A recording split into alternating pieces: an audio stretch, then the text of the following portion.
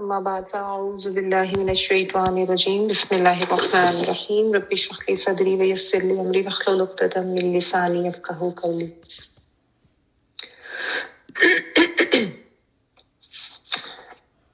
اللهم أرنا الحق حقا وارزقنا اتباعه وأرنا الباطل باطلا وارزقنا اجتنابه. اللهم فقهنا في الدين. آمین یا رب العالمین. اچھا جی، کل جو ہے ہم نے جو آیات کی تھی فافو وصفہو اور پھر واقیموا الصلاۃ وآتوا الزکاۃ، یہ اللہ تعالیٰ نے اللہ تعالیٰ کی طرف سے بتایا جا رہا ہے، نصیحت کی جا رہی ہے کہ یہ کام کرو جب مخالفت آئے تو، اور یہ ذہن میں رکھو کہ جو بھی تم کر کے اپنے نفسوں کے لیے آگے بھیجو گے وہ آخرت میں سٹور ہوتا رہے گا، وہ ضائع نہیں ہوگا، اور جو بھی تم کام کرتے ہو اللہ تعالیٰ تمام اعمال کو بخوبی دیکھنے والا ہے۔ پھر اللہ تعالیٰ نے ان کے جو کانسیپٹ تھے نصارہ کے اور یہودیوں کے، کہ یہ کہتے تھے کہ جو یہودی ہوگا وہ جنت میں داخل ہوگا، اور نصارہ یہ کہتے تھے کہ جو نصرانی ہوگا وہی جنت میں داخل ہوگا۔ انہوں نے اس طرح کے آخرت کے بارے میں اپنے کانسیپٹس بنا رکھے تھے، تو اللہ تعالیٰ نے ان کانسیپٹس کو بھی رد کیا اور ان کو کہا یہ تمہاری جھوٹی خواہشیں ہیں کہ اپنی اپنی فرقے پہ فخر کرتے ہو اور سمجھتے ہو کہ تم لوگوں نے جنت میں جانا ہے، اگر تمہارے پاس اس کی کوئی دلیل ہے تو وہ لے کر آؤ۔ اور یہ بات ہمیں اسی لیے سمجھائی جا رہی ہے کہ اگر آج مسلمانوں میں سے بھی بہت سے لوگ اس خوش فہمی کا شکار ہیں کہ محض مسلمان گھرانے میں ہونے کی وجہ سے یا وہاں پیدا ہونے کی وجہ سے یا منہ سے ایک دفعہ کلمہ پڑھ لیا تو اس وجہ سے شاید ان کے اوپر جنت جو ہے وہ لازم ہوگی، سرٹیفکیٹ مل گیا، تو تل کا امانی جو ہو، یہ ان کی وشفل تھنکنگ ہے، ان کی تمنائیں ہیں جھوٹی، جس سے ان کو کوئی فائدہ نہیں ہوگا۔ کیوں؟ کیونکہ جنت کن کے لیے ہے؟ من اسلم وجہہ للہ، اگلی آیت میں اللہ تعالیٰ نے بتایا کہ جس نے اپنا آپ اللہ کو سپورٹ کر دیا، پھر اس نے ہر وہی بات مانی جو اللہ تعالیٰ نے کہی تھی، اور ہر اس چیز سے انکار کیا جس سے اللہ تعالیٰ نے روکا تھا، یعنی اس کے لیے پھر اللہ کی پسند ناپسند ہی سب سے مقدم ہوتی ہے، اپنی خواہشات یا لوگوں کی مرضی ان پہ وہ نہیں چلتا۔ تو اور اپنی ہر زندگی کے ہر پہلو کو جو ہے وہ پھر اللہ تعالیٰ کے بتائے ہوئے احکامات کے مطابق کر لیتا ہے، اور وہ محسن ہوتا ہے، احسان کے درجے پہ جا کے وہ کام کرتا ہے، یعنی بہت زیادہ ایکسیپشنل لیول پر، اور وہ ایکسٹریملی کانشیس ہوتا ہے اپنے ہر اعمال کے بارے میں، ٹھیک ہے۔ تو ایسے لوگوں پہ نہ کوئی خوف اور نہ کوئی غم ہے۔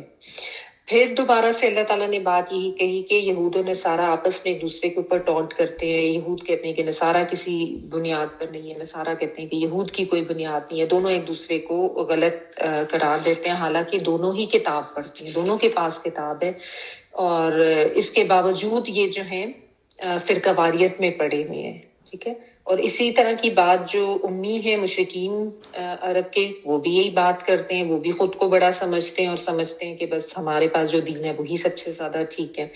تو اللہ تعالیٰ نے فرما دیا کہ سب اپنے اپنے اختلاف میں پڑے ہوئے، اللہ تعالیٰ فیصلہ فرما دیں گے آخرت کے دن۔ اور اس اختلاف کی وجہ سے پھر جو مساجد پہ اعتراض ہوتا ہے اور ان کے اوپر حملے کیے جاتے ہیں اور ان پہ روکا جاتا ہے، اس کو بھی اللہ تعالیٰ نے یہاں پہ کنڈیم کیا اور بتا دیا کہ وہ بہت بڑا ظالم ہے جو اللہ کی مسجدوں میں آنے سے روکے کہ وہاں پہ اللہ کا ذکر بلند ہو، اور وہ مسجدوں کی خرابی کا باعث بنتا ہے، ٹھیک ہے۔ مسجد تو ایسی جگہ ہے جہاں پہ اللہ کا ذکر ہونا چاہیے، اور اللہ تعالیٰ کے خوف کے ساتھ، اللہ تعالیٰ کی خشیت کے ساتھ، خضوع خشوع کے ساتھ وہاں جانا چاہیے، اور کوئی اگر اس میں خرابی کرتا ہے تو اس کے لیے دنیا اور آخرت کی رسوائی ہے اور عذاب ہے، ٹھیک ہے۔ اور اس میں نے آپ کو بتایا تھا کہ مفسرین نے کہا ہے کہ تمام ہی مساجد اس میں آ جاتی ہیں، کہ اور سب کے اوپر یہ لازم آتا ہے کہ مساجد کا احترام بھی کیا جائے۔ although یہاں پہ بات تو ہو رہی ہے مسجدوں میں خرابی کرنے کی، جس میں میں نے آپ کو بتایا تھا حسی اور مانوی دونوں طرح کی آ جاتی ہے،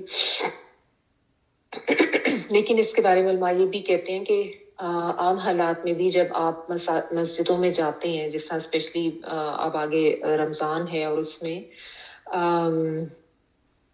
پاکستان میں اتنا ٹرینڈ نہیں ہے لیکن یہاں ان کنٹریز میں تو بہت ہوتا ہے، لوگ جاتے ہیں رمضان میں، خواتین کا بھی یا نہیں جانے کا، پاکستان میں کہنے کا مطلب یہ کہ وہاں پہ زیادہ مردوں کا ہوتا ہے، تو یہاں پہ خواتین بھی جاتی ہیں۔ تو اس چیز کا لحاظ کریں کہ اگر آپ جا رہی ہیں مسجد تو وہاں کے آداب کا خیال رکھیں، یہ نہیں کہ وہاں جا کے بلا مقصد بے ضرورت باتیں شروع کر دی اور قصے کہانیاں رشتے داروں کے پڑوسیوں کے سسرال والوں کے شروع کر دیے. یہ مسجد کا تقدس نہیں ہے. ٹھیک ہے نا. وہاں پہ اللہ کا ذکر بلند کیا جانا چاہیے. تو اگر آپ ابھی نماز سے پہلے پہنچ گئے ہیں, فارغ بیٹھے ہیں, تو ذکر اذکار کریں. ٹھیک ہے. اور بلا ضرورت باتیں, اور اسپیشلی وہ جو چھوٹے بچوں کو لے کے جاتی ہیں ساتھ مائیں, کیونکہ ماؤں کے ساتھ ہی ہوتے ہیں چھوٹے چھوٹے سے بچے, تو ان کے بارے میں بھی تھوڑا سا دھیان رکھیں کہ اگر آپ نے ان کو ضرور لے کے جانا ہے تو پھر کوشش کریں کہ ان کو تھوڑا کنٹرول بھی رکھیں, ان کی کوئی ایکٹیویٹی کی چیز ساتھ لے جائیں, کیونکہ یہ بھی بہت پرابلم ہو رہا ہوتا ہے کہ بہت زیادہ شور ہنگامہ ہو جاتا ہے چھوٹے بچوں کی وجہ سے, وہ بھاگ رہے ہیں, دوڑ رہے ہیں. ٹھیک ہے, اگر آپ ان کو دین سے ٹچ رکھنے کے لیے لے کے جا رہے ہیں تو تھوڑا سا اس چیز کا کوئی اہتمام بھی کریں.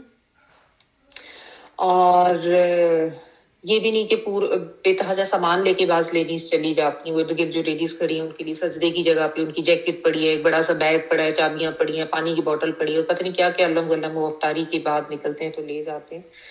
تو تھوڑا سا ان چیزوں کا بھی دھیان رکھیں کہ آپ کی وجہ سے جو دوسرے ہیں ارد گرد ان کو پرابلم نہ ہو. اور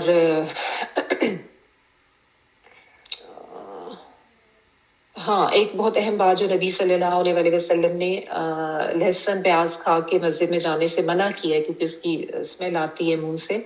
تو اگر آپ فوری افطار کے بعد جا رہے ہیں تو اس چیز کا لحاظ کریں کہ اگر آپ نے پکوڑے سموسے بھلے کھائے ہوئے ہیں تو اپنے دانت وغیرہ اچھی طرح سے صاف کر کے جائیں, اس سے منع فرمایا گیا نبی صلی اللہ علیہ وسلم کی طرف سے.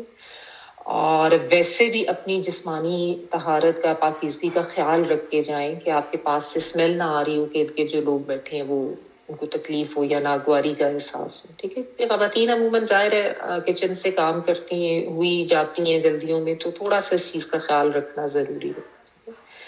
تو یہ کچھ ایک دو پوائنٹس تھے جو کل رہ گئے تھے.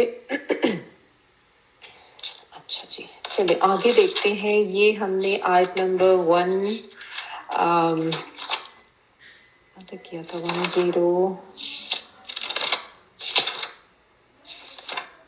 114 تک کیا تھا. ٹھیک ہے. آگے میں آیت نمبر 115 پڑھ رہی ہوں, 115. وَلِلَّهِ الْمَشْرِقُ وَالْمَغْرِبُ فَأَيْنَمَا تُوَلُّوا فَثَمَّ وَجْهُ اللَّهِ إِنَّ اللَّهَ وَاسِعٌ عَلِيمٌ.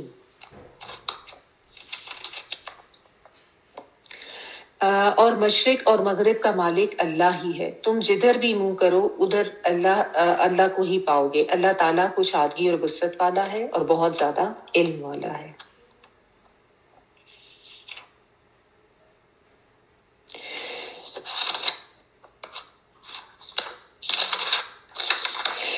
اور للہ لیے اللہ کے, لام ذیلی لیے کے لیے آ رہا ہے. المشرق مشرق ہے, والمغرب اور مغرب ہے. ٹھیک ہے. سمتیں بتائی گئی ہیں, بیسیکلی تو اس سے تمام سمتیں, تمام جگہ ہی مراد ہیں. تو اینما جہاں کہیں بھی. ٹھیک ہے. اینا کہاں, یا اس کے لیے آتا ہے پھر آگے ماں بھی جڑ گیا, شروع میں فا آ گیا, فَأَيْنَمَا تو جہاں کہیں بھی, اس طرح سے آپ اس کا ترجمہ کریں گے. تولو واو لام یہ والا ہی روٹ ورڈ ہے. تولو تولا تم منہ موڑو گے, یعنی تم ٹرن ہوگے یا تم رخ کرو گے. فَثَمَّ تو اسی جگہ پاؤ گے. سا میم میم اس کا روٹ ورڈ ہے, یہ سما نہیں ہے. سما کا مطلب پھر ہوتا ہے, یہ سے پہ زبر ہے, اس کا مطلب ہوتا ہے دیر یا ایٹ دیٹ پلیس, یعنی اس جگہ پہ. آ گیا تو کا مطلب بھی آ جائے گا, تو اس جگہ پر اس جگہ پر کیا مطلب اس کا یہ ہوگا, فسما یعنی تم اس جگہ پر پاؤ گے. ٹھیک ہے. کیا پاؤ گے؟ وجہ اللہ پاؤ گے, آپ ایسے بریکٹ میں لکھیں. وجہ ویسے تو چہرے کو کہتے ہیں وجہ اللہ, یہاں پہ مراد اللہ تعالیٰ کی ذات. ٹھیک ہے. کل بھی میں نے آپ کو بتایا تھا نا, وجہ سے مراد پوری ذات. تو یہاں پہ اللہ تعالیٰ کی بات ہو رہی ہے. وجہ اللہ اللہ کو یا اللہ کی ذات کو. انا بے شک اللہ تعالیٰ واسع وسعت والا ہے. واو سین عین وسعت والا, کشادگی والا. علیم فعیل کے وزن پر ہے, بہت زیادہ علم رکھنے والا ہے. عین لام میم.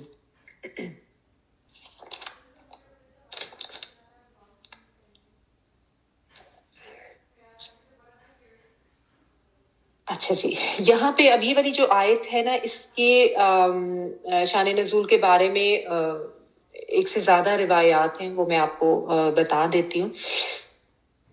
بعض دفعہ ایسا ہوتا ہے کہ کچھ آیات کے بیک گراؤنڈ کے حوالے سے متعدد روایات جو ہیں وہ مروی ہوتی ہیں. کسی میں ان کے نزول کا سبب کوئی ایک بیان ہوتا ہے, کسی میں کوئی دوسرا سبب بیان کیا جاتا ہے, تو یہ بھی اسی طرح کی ہے. تو بعض دفعہ ایسا بھی ہوتا ہے کہ مختلف اسباب جمع ہو جاتے ہیں اور پھر ان کے لیے ایک حکم جو ہے وہ آیت میں نازل کر دیا جاتا ہے. ٹھیک ہے. تو بعض کے نزدیک اس کے نزول کا سبب جو ہے وہ یہ ہوا تھا کہ ایک دفعہ آپ صلی اللہ علیہ وسلم اپنی سواری پر نفل ادا کر رہے تھے, یعنی جو اونٹنی تھی, اور سواری یعنی اونٹنی جو ہے وہ کسی بھی سمت کو رخ کر لیتی تھی. تو اس وقت آپ جو ہے مطلب حضرت عمر فاروق رضی اللہ تعالیٰ عنہ سے یہ مروی, اور انہوں نے کہا کہ ادھر ادھر رخ ہو رہا تھا لیکن آپ صلی اللہ علیہ وسلم پڑھے تھے, اور یہ نفل نماز کے بارے میں ہے. تو اس وقت پھر یہ جو ہے آیت نازل ہوئی, کیونکہ آپ صلی اللہ علیہ وسلم نے جو فرض نمازیں ہیں وہ سواری پہ نہیں پڑھی, ٹھیک ہے, نفل کے لیے. اور ایک روایت اس کے بارے میں یہ بھی بتائی جاتی ہے کہ ایک سفر میں صحابہ کرام رضی اللہ تعالیٰ عنہ رسول اللہ صلی اللہ علیہ وسلم کے ساتھ تھے, اور اندھیری رات تھی وہاں پہ جہاں پہ انہوں نے پڑاؤ کیا, قیام کیا. تو اب ظاہر ہے اس وقت کوئی ایسا لائٹس وغیرہ کا بندوبست تو نہیں نا ہوتا تھا, ٹارچز وغیرہ. تو رات کو جس کو جدھر جدھر قبلہ معلوم ہوا ادھر کر کے انہوں نے نماز پڑھ لی, اور نشان کے طور پہ نا وہاں پر ایک ایک پتھر رکھ لیے کہ ہمیں نے اس طرف نماز پڑھی تھی. صبح اٹھے تو معلوم ہوا کہ بعض لوگوں نے جو ہے وہ غلط سمت میں نماز ادا کی تھی, تو اس پہ پھر ان کو تھوڑا تردد ہوا. تو اس وقت پھر یہ آیت جو ہے وہ نازل ہوئی تھی. اچھا, اور اس کے بارے میں یہ بھی ہے کہ یہ بیسیکلی اب آگے جا کے جو ہے وہ تحویل قبلہ کا حکم آنا تھا, تو اس کے لیے آپ کہہ لیں کہ تمہید باندھی جا رہی ہے. تمہید کیوں باندھی جا رہی ہے, تحویل قبلہ سے کیا مراد تھا, اس کا بھی تھوڑا سا آپ کو بتا دوں. یہ ایک بہت اہم واقعہ ہے جو کہ ہوا تھا مدینہ میں جانے کے بعد, کہ پہلے تو جو ہے وہ بیت المقدس ہی کی طرف رخ کر کے عبادت کی جاتی تھی. جب تک مسلمان مکہ میں تھے تو وہاں پہ کعبہ تھا, اور کعبہ کی ہی ڈائریکشن میں آگے بیت المقدس تھا, جس کی طرف رک کر کے اس وقت تک نماز پڑھی جاتی تھی. کیونکہ اس سے پہلے جو ہے ظاہر ابھی بنی اسماعیل میں تو ابھی نبوت نہیں آئی تھی, تو تب تک وہی قبلہ تھا, لیکن وہ دونوں کی ڈائریکشن ایک ہی بنتی تھی. ٹھیک ہے.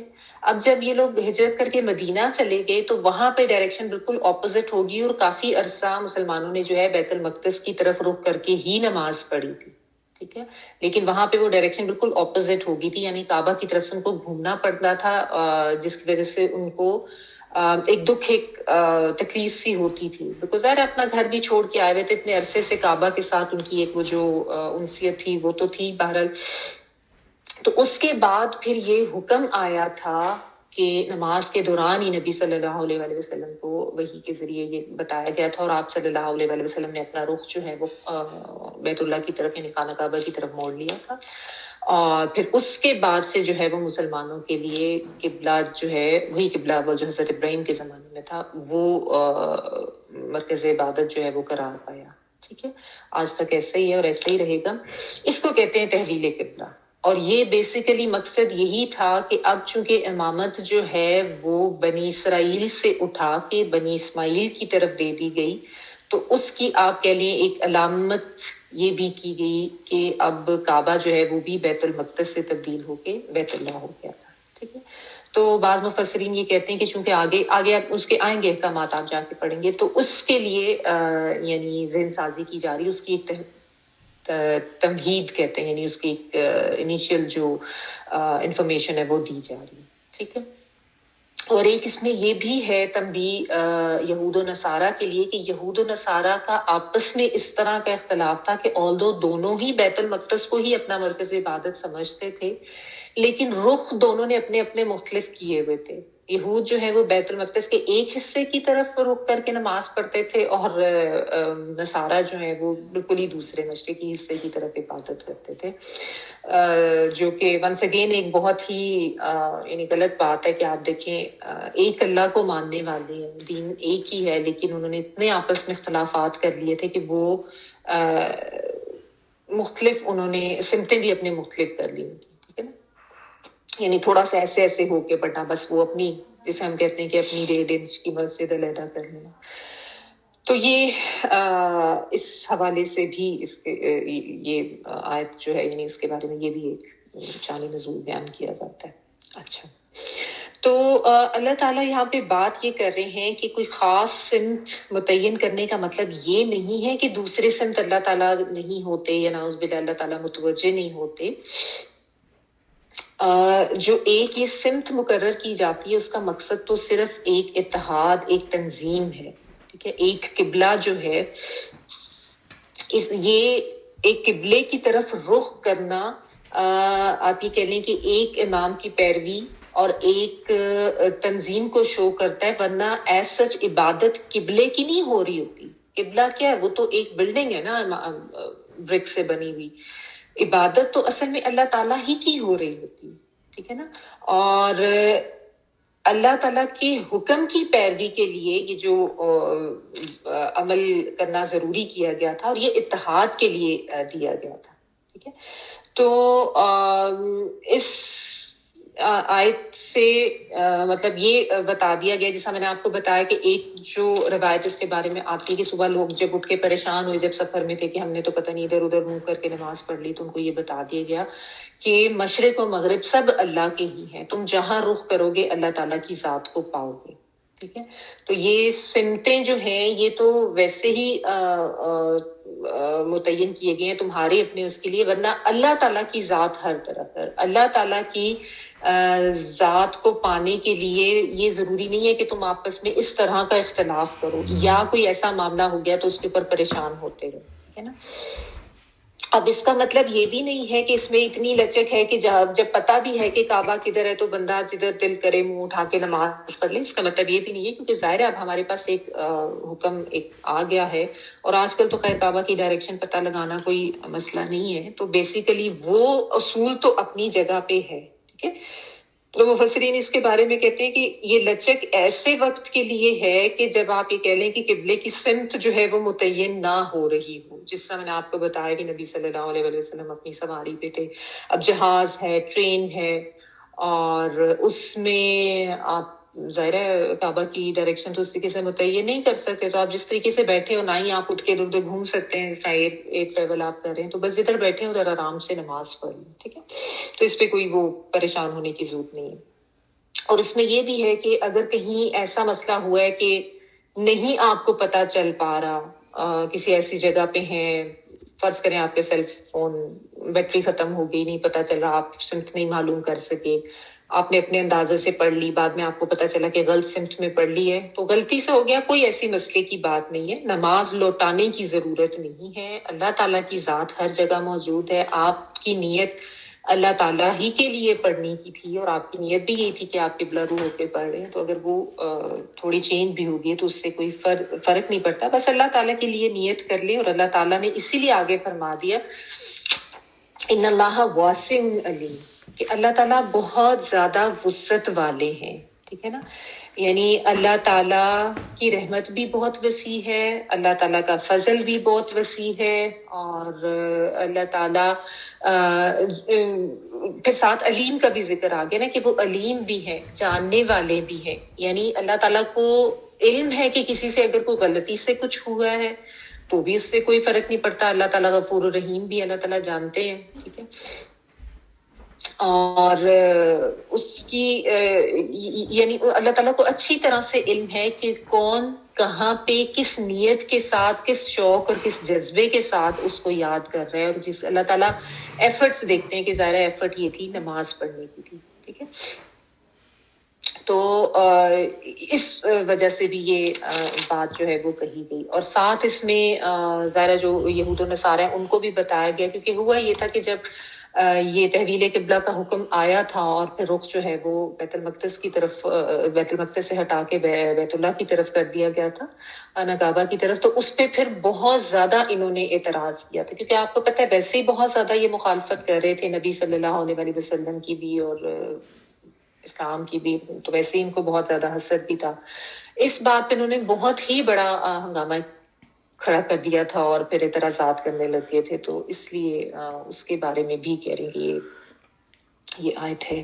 ٹھیک ہے، تو بات سمجھنے کی یہی ہے کہ عبادت جو ہے وہ قبلے کی نہیں ہوتی، عبادت اللہ تعالیٰ کی ذات کی ہوتی ہے. ایک خاص سمت متعین کرنے کا مطلب یہ نہیں ہے کہ دوسری سمت اللہ تعالیٰ نہیں ہے تو اس پہ بندہ کوئی اعتراض کرنے لگ جائے یا لڑائی جھگڑا کرنے لگ جائے. اللہ تعالیٰ کی طرف سے اگر کوئی ایسا حکم ہے تو اللہ کے حکم پر عمل کرنے کا مطلب یہ ہے کہ اللہ تعالیٰ کے حکم کی جو وزڈم ہے اس کے بہائنڈ کے ایک اتحاد ہو، ایک تنظیم ہو، ایک ڈائریکشن ہو، تو یہ اس کے پیچھے وزڈم ہے. ورنہ عبادت تو ہمارے جو ذہن میں نیت ہوتی ہے وہ تو ہم اللہ تعالیٰ کے لیے ہی کر رہے ہوتے ہیں، ہم تو اللہ تعالیٰ کے سامنے حاضر ہوئے ہوتے ہیں. ٹھیک ہے، تو یہ اتحاد کے لیے یہ حکم جو ہے وہ دیا گیا. اور دوسرا، اس سے ویسے بھی ان جنرل یہ انسان یاد رکھے کہ اللہ تعالیٰ کی ذات ہر جگہ موجود ہے. ٹھیک ہے، تو کہیں پہ بھی کوئی اپنے آپ کو اللہ تعالیٰ کی نظر اور اس کے علم اور اس کی پکڑ سے باہر نہ سمجھے. جہاں بھی جاؤ گے اللہ کو پاؤ گے. اور یہ ویسے بھی ایک آپ کہہ لیں کہ پازیٹیو اس میں بھی ہے تسلی کے لیے بھی کہ اللہ تعالیٰ کی ذات ہر جگہ ہے، چاہے تم مشرق میں ہو، مغرب میں ہو، کہیں بھی ہو، اللہ تعالیٰ کی ذات وہی ہے اور اللہ تعالیٰ ہر جگہ موجود ہے اور تم ہر جگہ اللہ کو پاؤ گے.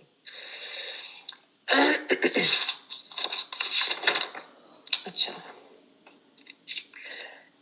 پھر آگے وہ کہہ رہے ہیں، اللہ تعالیٰ فرما رہے ہیں وَقَالُوا اتَّخَذَ اللَّهُ وَلَدًا سُبْحَانَهُ بَل لَّهُ مَا فِي السَّمَاوَاتِ وَالْأَرْضِ كُلٌّ لَّهُ قَانِتُونَ.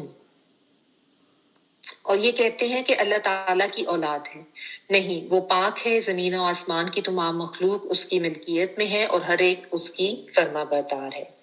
وقالو، وہ کہتے ہیں اتخذ اللہ، بنا لیا اللہ نے، حمزہ خا اور زال، اتخذا بنا لیا اللہ، اللہ تعالیٰ نے. وہ کہتے ہیں، کون کہہ رہے ہیں یہاں پہ؟ وہ یہود و نصارہ مراد ہے. اور کیا کہتے ہیں وہ؟ اتخذ اللہ ولد، ولد جو ہے وہ بیٹے کے لیے، اولاد کے لیے آتا ہے. ٹھیک ہے، یہ ولد جو ہے یہ ویسے تو مذکر مؤنث واحد جمع سب کے لیے آتا ہے، لیکن یہاں پہ بیٹا مراد ہے کیونکہ انہوں نے بیٹا ہی بنایا ہوا تھا. اچھا، سبحانہ، پاک ہے وہ، سین با ہا، اس کا مطلب میں آپ کو 2-3 دفعہ پہلے بھی ایکسپلین کر چکی ہوں. تیرنے کے معنوں میں آتا ہے، تیز رفتاری کے معنوں میں آتا ہے. ٹھیک ہے، اور پاکی بیان کرنا کے معنوں میں آتا ہے. تو یعنی جب ہم اللہ تعالیٰ کی پاکی بیان کرتے ہیں، جو چیز تیرتی ہے، تیرنے کے مفہوم سے اگر اس کو لیا جائے تو وہ اپنی ایک پوزیشن مینٹین کرتی ہے، فلوٹ کر رہی ہوتی ہے. تو ہم جب اللہ تعالیٰ کی پاکی بیان کرتے ہیں تو اللہ تعالیٰ کو اس کی وہ ڈیو رسپیکٹ، اس کا وہ ڈیو مقام اس کا برقرار رکھتے ہیں، یا وہ ڈیو رسپیکٹ اللہ تعالیٰ کو دیتے ہیں، کیونکہ اللہ تعالیٰ کی ذات جو ہے وہ تمام کمزوریوں سے پاک ہے، ہر طرح کے شرک سے پاک ہے. ٹھیک ہے، سبحانہ، پاک ہے وہ، ہو جو ہے وہ کے لیے آ رہا ہے، بلکہ لہو، لیے اس کے، ماں جو فی السماواتی آسمانوں میں ہے، والارض اور زمین میں ہے. اکثر لوگ اس کو پڑھتے ہیں نا، سماواتی پڑھ جاتے ہیں، یہ سماواتی ہے، کیونکہ جو پروننسیشن ہے نا عربی کی وہ بھی ہماری ٹھیک ہونی چاہیے. تو یہ سماواتی نہیں ہے، سماواتی ہے، دونوں کے اوپر کھڑا زبر ہے، تو یہ بھی پتہ ہونا چاہیے. والارض، اور زمین میں، کل، سب کے سب، لہو، لیے اس کے، قانتون، فرما بردار ہیں. قنوت، قاف، نون اور تے اس کا روٹ ورڈ ہے، واو نون پلورل کے لیے آ رہا ہے. یہ اطاعت اور فرما برداری کے لیے آتا ہے، عاجزی کے ساتھ اطاعت کرنا. ٹھیک ہے، اور اس میں ہمیشگی کا بھی مفہوم آ جاتا ہے، یعنی ہر وقت کی اطاعت اور فرما برداری کنٹینیو کی. کل لہو قانتون، سب کے سب اس کے لیے فرما بردار ہیں. اچھا جی، تو یہاں پہ اب اللہ تعالیٰ یہ کہہ رہے ہیں کہ انہوں نے یہ کہا کہ اللہ تعالیٰ نے جو ہے وہ بیٹا بنا لیا. کنہوں نے کہا؟ یہود و نصارہ نے کہا. نصارہ نے کہا کہ حضرت عیسیٰ جو ہے وہ اللہ تعالیٰ کے بیٹے ہیں، اور یہود جو ہے وہ حضرت عزیر جو تھے ان کو اللہ تعالیٰ کا بیٹا بناتے تھے. تو اللہ تعالیٰ نے ان دونوں باتوں کی بھی تردید کر دی ہے. جو شرک کا اس طرح کا کانسیپٹ ہے، یہ یہود کے بھی ایک فرقے میں آ گیا بتا وہ حضرت عزیر کو اللہ تعالیٰ کا بیٹا قرار دیتے تھے. ٹھیک ہے. اور پھر آپ دیکھیے کہ مشرکین جو ہیں ان کے بارے میں بھی یہ آتا ہے کہ انہوں نے جو ملائکہ جو فرشتے ہیں ان کو اللہ تعالیٰ کی بیٹیاں قرار دیا ہوا تھا. نعوذ باللہ ثم نعوذ باللہ. اور اسی پر انہوں نے اپنے وہ جو دیویاں بنا کے رکھی ہوئی تھی نا لات منات وغیرہ عزا وہ انہوں نے اسی طرح سے بنا کے رکھی تھی. کانسیپٹ بیہائنڈ یہی تھا. اور وہ فرشتوں کو جو ہے وہ اللہ کی بیٹیاں قرار دیتے تھے. تو سبھی جو ہیں وہ کسی نہ کسی طرح کے شرک میں مبتلا تھے. تو اللہ تعالیٰ نے جو ہے چونکہ اللہ تعالیٰ کے نزدیک شرک انتہائی ناپسندیدہ بات ہے اور بہت بڑی یہ بات ہے کہ اللہ تعالیٰ کو جو بہت ہی سخت ناپسند ہے. تو اللہ تعالیٰ نے اس چیز کو یہاں پہ مینشن کیا کہ یہ اس طرح کی بات کرتے ہیں حالانکہ پاک ہے وہ ذات. خود ہی اللہ تعالیٰ یہ کہہ رہے ہیں کہ اللہ تعالیٰ کی ذات تو جو بہت پاک ہے اور انہوں نے اللہ تعالیٰ کی ذات کے ساتھ کس طرح کی کمزوریاں جو ہیں وہ جوڑ دی ہیں. یہ شرک کتنا کبیرہ گناہ ہے. شرک کی معافی نہیں ہے. اس کے بارے میں کئی جگہ پہ قرآن پاک میں آپ پڑھیں گی. سورہ مریم میں بھی آتا ہے کہ اللہ تعالیٰ نے کہا کہ شرک مطلب بہت بڑا اس کو ظلم قرار دیا ہے کہ اتنا بڑا کہ آسمان گر پڑے زمین شک ہو جائے پہاڑ ہل جائے. یعنی اتنا بڑا یہ گناہ ہے. اور ایک حدیث قدسی بھی ہے کہ بنو آدم نے مجھے جھٹلایا اور گالی دی.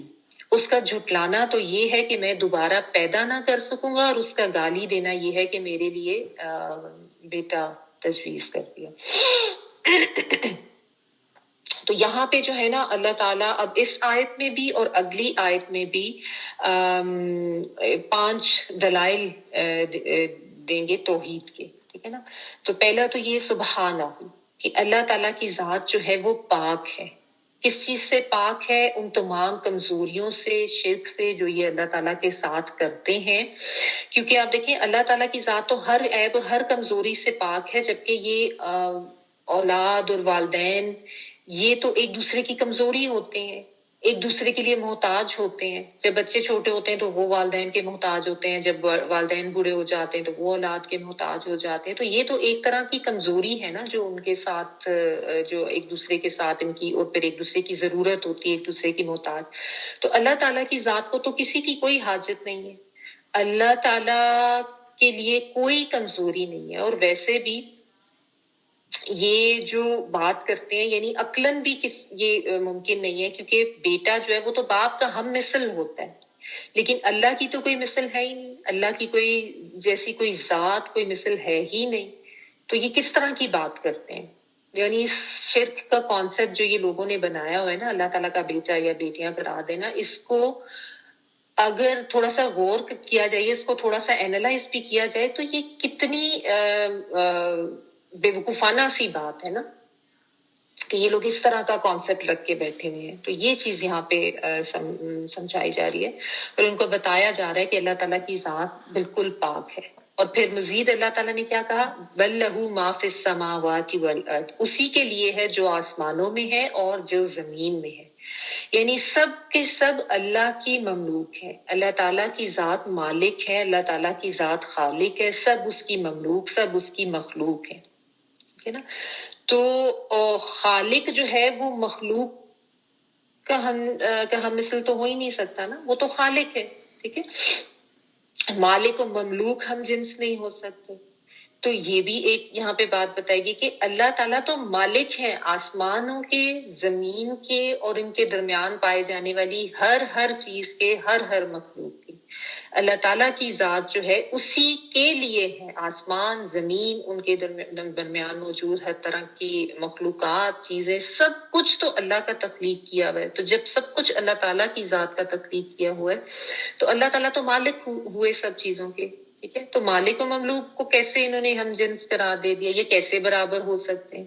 تو اللہ تعالیٰ کی ذات کے مثل اور اس کے برابر کوئی ہے ہی نہیں. کوئی اور کسی قسم کا کوئی استحقاق رکھتا ہی نہیں ہے نہ آسمانوں میں نہ زمین میں نہ ان کی تخلیق میں. صرف اور صرف اللہ تعالیٰ ہی کی ذات ہے جس کے لیے سب کچھ ہے جس نے تخلیق کیا اور جو مالک. پھر مزید تیسری یہاں پہ جو بات اللہ یا دلیل جو دے رہے ہیں کہ کل لہو قانتون سب کے سب اللہ تعالیٰ کے آگے فرما بردار ہیں اس کے آگے جھکے ہوئے ہیں اس کی اطاعت کر رہے ہیں عاجزی کے ساتھ. ٹھیک ہے، چاہے انسان ہیں، چاہے جنات ہیں، ملائکہ ہیں، حیوانات ہیں، سورج، چاند، ستارے، سب کے سب اللہ کی مخلوق ہیں، سب کے سب اللہ تعالیٰ کی اطاعت کر رہے ہیں طوعاً و کرہاً، چاہتے ہوئے نہ چاہتے ہوئے، پسندیدگی سے ناپسندیدگی سے. یعنی بس یہ یعنی اللہ تعالیٰ کے سامنے اتنے مجبور ہیں. اب آپ اس میں دیکھیں کہ انسان ایک ایسا ہے جس کو چونکہ اللہ تعالیٰ نے تھوڑی، انسان و جنات تو ان کو تھوڑی اللہ تعالیٰ نے چونکہ یہ اتنی ایبلٹی ان میں دی کہ وہ نافرمانی کر سکتے ہیں، اور انسان کو پھر بھی جو اس کے پاس ایک محدود سی ہی گنجائش ہے نافرمانی کرنے کی، ورنہ بہت سی چیزوں پر انسان اللہ تعالیٰ کے سامنے بالکل عاجز ہے اور مجبور ہے اس کے سامنے اطاعت پر. ٹھیک ہے، آپ دیکھیں کہ انسان ویسے تو بہت نافرمان بنتا ہے اور بہت سرکش بنتا ہے اور بہت خود کو بڑا سمجھتا ہے اور اپنی مرضی کرنا چاہتا ہے، لیکن اور وہ کرتا بھی ہے، نافرمانی کرتا بھی ہے، لیکن بہت لمیٹڈ ہی معاملات ہیں. ورنہ آپ دیکھیں کہ کوئی انسان کبھی روک سکا اپنی موت کو؟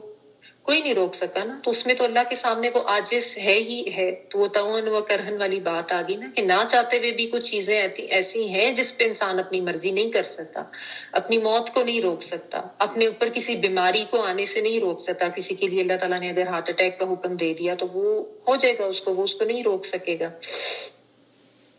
اپنی ایجنگ کو کوئی نہیں روک سکتا، چاہے کوئی جتنا چاہے کہ میں ہمیشہ جوان ہوں اور مجھے جھریاں نہ پڑے اور مجھے ایجنگ نہ ہو. خواتین کو بہت یہ ایشو ہوتا ہے، لیکن نہیں روک سکتا نا. کون ہے جو آج تک اپنے اوپر بڑھاپا آنے سے روک سکا؟ تھوڑے بہت کریمز لگا کے، کچھ سرجریز کروا کے کچھ عرصے کے لیے آپ اس کو ٹھیک کر بھی لیں تو بھی اس کو ایجنگ کو روک تو نہیں سکتے. ٹھیک ہے نا. اسی طرح آپ دیکھیں کہ ہمارا دل ہے، فرض کریں دھڑک رہا ہے، اللہ تعالیٰ کے حکم سے وہ دھڑک رہا ہے کیونکہ وہ اللہ کے حکم کا پابند ہے. یہ قانتون کی مثالیں دے رہی ہوں. لیکن جب اللہ تعالیٰ کی طرف سے حکم ہوگا وہ دھڑکنا بند کر دے گا. تو اس میں کوئی انسان کچھ نہیں کر سکتا، چاہے کوئی جتنا متکبر ہو، کوئی اپنے آپ کو جتنا قادر و مطلق سمجھے کہ میری بڑی طاقت ہے، میں بڑا ہوتا ہے نا بعض وقت اپنے آپ کو بہت مختار کل سمجھ رہے ہوتے ہیں، بہت بڑا سمجھ رہے ہوتے ہیں، اور اس میں آ کے دوسروں کو بالکل حقیر سمجھ رہے ہوتے ہیں، اور انسان کو یہ احساس ہی نہیں ہوتا. ایک لمحے کی بات ہے، اللہ تعالیٰ حکم دے دیں اس کے دل کو دھڑکنا وہ بند کر دے، یا کوئی اور ایسی بیماری آ جائے، برین میں پرابلمز ہو جائیں، لنگز میں پرابلم ہو جاتے ہیں. اللہ کے حکم سے لنگز بھی کام کر رہے ہیں، سانس چل رہی ہے انسان کی، جس وقت اللہ کا حکم آیا وہ بند کر دیں. یہ تو انسان کو بس ایک تھوڑی سی چیزیں ہیں جس میں وہ اپنی نافرمانی کرتا ہے کہ بھئی میری مرضی ہے، میں حرام کھاؤں یا حلال کھاؤں، اور میں اللہ کے آگے جھکوں یا نہ جھکوں، اس کی عبادت کروں نہ کروں. ان چیزوں میں انسان کو تھوڑی بہت سی اجازت ملی ہوئی ہے، ورنہ اس سے زیادہ کی تو نہیں ہے. باقی تو آپ دیکھیں سورج ہے، چاند ہے، ستارے ہیں، درخت ہے، جو کام اللہ تعالیٰ نے ان کو دیے ہیں نا وہ کر رہے ہیں. سورج چمک رہا ہے جب تک اس کو حکم ہے، اور زمین گھوم رہی ہے، باقی جو پلانٹس ہیں سب اپنے اپنے پورے اللہ تعالیٰ نے جس طریقے سے گیلیکسیز بنائی ہیں. اس کے علاوہ زمین پر بھی آپ دیکھیں چرند پرند سب اپنے اپنے کاموں پہ لگے ہوئے ہیں، جو ان کو کہا ہوا ہے. تو لیکن اصل میں سب اللہ کے آگے مجبور ہیں، فرما بردار ہیں، اور اللہ تعالیٰ کے سامنے ہی عاجز ہیں. اور ایک انسان ہی ہے جو اللہ تعالیٰ کی حکم عدولی کرتا ہے. ورنہ تو آپ دیکھیں سورج ہے، چاند ہے، ستارے، یہ بھی کتنے اللہ تعالیٰ کی مرضی کے مطابق ہی چل رہے ہیں، اور اللہ تعالیٰ کی مرضی کے مطابق جو ان کو حکم ملا ہے. بادلوں کو کہ ادھر بارش کر دو وہ کر دیں گے، اور سورج کو کہ ادھر چمکو، ادھر روشنی کرو، ادھر اندھیرا کرو. جو کچھ ہے وہ اللہ تعالیٰ کے حکم کی اطاعت کرتے ہیں. تو یہ اس میں سمجھنے کی بات ہے کہ سب کل لہ قانتون، سب کے سب اللہ کے آگے فرما برداری کرتے ہیں، عاجز ہیں اللہ کے سامنے. چاہ کے بھی بعض معاملات میں ایسے کہ انسان اپنے آپ کو جتنا بھی بڑا سمجھ لے، اللہ کے سامنے کئی معاملات ایسے ہیں جن میں وہ بالکل مجبور ہے، اللہ کے سامنے انتہائی عاجز ہے، نہیں کر سکتا. چاہے کوئی اللہ کو ماننے والے ہیں یا نہ ماننے والے ہیں، بھلے جو ایتھیسٹ ہیں وہ اس چیز کو نیچرل فینومینا قرار دیں، جو بھی دیں، اصل حقیقت تو یہی ہے نا کہ اللہ کے سامنے عاجز ہیں. ٹھیک ہے. پھر مزید آگے اللہ تعالیٰ کیا دلائل دے رہے ہیں؟ بدیع السماوات والارض واذا قضى امرا فانما يقول له كن فيكون. وہ زمین اور آسمانوں کی ابتدا کرنے والا ہے، وہ جس کام کو کرنا چاہے کہہ دیتا ہے کہ ہو جا، پس وہ ہو جاتا ہے۔ بدیع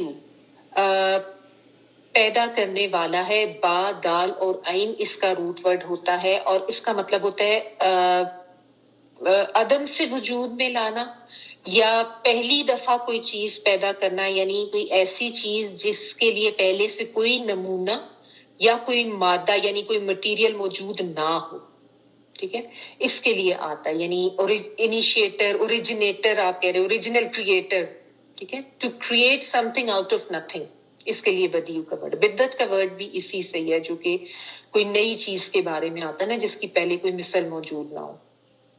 تو بدیع کا مطلب ہے کہ اللہ تعالیٰ، یعنی جس طریقے سے اللہ تعالیٰ نے آسمان اور زمین کی جب تخلیق کی تو وہ عدم سے وجود میں آئے تھے، ان کے وجود کے لیے کوئی مٹیریل بھی پہلے سے موجود نہیں تھا۔ لائک آپ کہہ لیں کہ انسان کی تخلیق بھی جب ہوئی تھی تو انسان کی تخلیق کے لیے مٹی پہلے سے موجود تھی اور ان کی تخلیق ہوئی، لیکن آسمان اور زمین کی، اسی لیے بدیع السماوات والارض آتا ہے نا کہ آسمان اور زمین کی جب تخلیق ہوئی تو اس کے لیے پہلے سے کوئی سیمپل موجود نہیں تھا، کوئی مٹیریل موجود نہیں تھا، بس وہ عدم سے وجود میں لا دیے گئے۔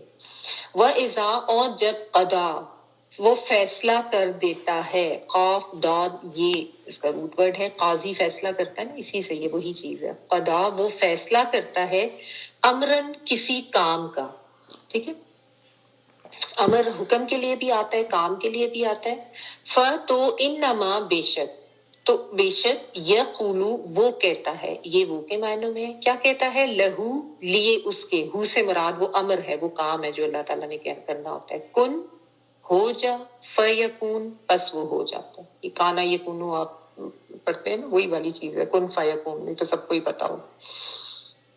تو یہاں پہ اللہ تعالیٰ نے مزید دلائل دے دیے کہ اللہ تعالیٰ کی ذات تو بدیع السماوات والارض ہے، یعنی اللہ تعالیٰ کے لیے کچھ مشکل نہیں ہے۔ اللہ تعالیٰ نے تو آسمانوں اور زمین کو پیدا کیا عدم سے وجود میں لا کے، بغیر کسی نمونے کے اللہ تعالیٰ نے جو ہے یہ پیدائش کی تھی۔ تو اور ساتھ اللہ تعالیٰ نے یہ بھی فرما دیا، اللہ تعالیٰ کی ذات اتنی طاقتور ہے اور اتنی قادر ہے کہ جب اللہ تعالیٰ کسی معاملے میں یہ حکم دیتے ہیں کہ ہو جاؤ، یعنی اللہ تعالیٰ جب فیصلہ کر لیتے ہیں، اذا قضا، جب اللہ تعالیٰ نے فیصلہ کیا کسی کام کے ہونے کا، تو پھر صرف اللہ تعالیٰ نے اس معاملے، اس کام کے بارے میں یہ کہنا ہوتا ہے، کن فیکون۔ اللہ تعالیٰ وہ اپنا کلمہ کن کہتے ہیں، بس وہ کام ہو جاتا ہے، ٹھیک ہے۔ تو یہ یہاں پہ اب بات کیوں کی جا رہی ہے، جبکہ پیچھے بات آ رہی تھی وقالوا اتخذ اللہ ولدا کے بات تو آ رہی تھی کہ انہوں نے حضرت عیسیٰ کو جو ہے اللہ تعالیٰ کا بیٹا بنا دیا، تو آگے اللہ تعالیٰ یہ کیوں پھر اپنی جو توحید کے دلائل ہیں وہ کیوں دے رہے ہیں اس طریقے سے کہ کن فیکون۔ کہنے کا مطلب یہ کہ جو ذات اتنی طاقتور ہے اور اتنی قادر و مطلق ہے کہ اس نے صرف کن کہنا ہے تو وہ کام ہو جائے گا، تو اس کے لیے